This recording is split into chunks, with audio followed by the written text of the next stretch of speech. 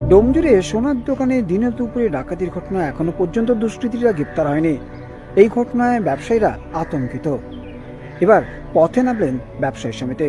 ডোমজুড়ে সোমবার পথে নেমে প্রতিবাদ জানালেন ব্যবসায়ী সমিতির লোকজন। তাদের দাবি, অবিলম্বে দোষীদের গ্রেপ্তার করতে হবে এবং ডোমজুড় এলাকায় নিরাপত্তা বাড়াতে হবে ব্যবসায়ীদের।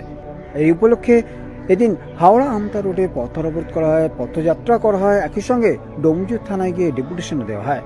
পুলিশের পক্ষ থেকে ব্যবসায়ীদের সঙ্গে কথা বলা এবং দ্রুত যাতে দুষ্কৃতীদের ধরা যায় সে বিষয়ে কথা হয়েছে এমনটা জানা যাচ্ছে।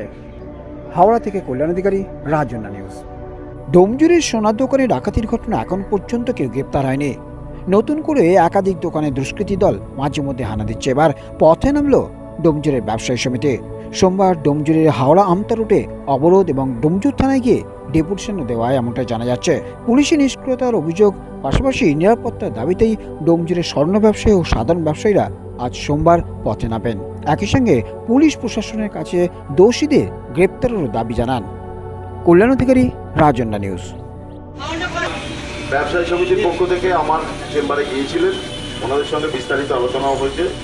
আমি ওনাদের সঙ্গে কথা বলে আপনাদের একটা ব্যাপারে আশ্বস্ত করতে চাই যে ডাকাতির ঘটনা ঘটেছিল অলরেডি আমাদের কমিশনারের পক্ষ থেকে এবং উচ্চপদস্থ যারা আছে তারা সাংবাদিকদের বলে দিয়েছেন যে ওই কেসে একজন অলরেডি অ্যারেস্ট হয়ে গেছে, বাকিদের অ্যারেস্ট করার প্রসেস চলছে, খুব শীঘ্রই হয়ে যাবে।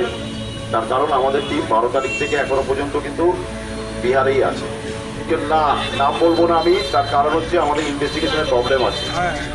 ইনভেস্টিগেশনের প্রবলেমের জন্যই আমি আপনাদের বলবো না। আপনাদের সেক্রেটারিকে আমি দেখিয়ে দিয়েছি এবং বলে দিয়েছি। আপনাদের সবার কাছে বলা সম্ভব না, তাহলে আমরা মালগুলো রিকভারি করতে পারবো না। আমরা যেটুকু রিকভারি করার এখনো আশা আছে সেটা চলে যাবে। আপনাদের আশ্বস্ত করতে চাই যে আমরা সোনার দোকানদারদের যে যারা আছেন এবং ব্যাংক যারা আছে তাদের জন্য প্রতিদিন একজন অফিসার দোকানগুলো ভিজিট করবে।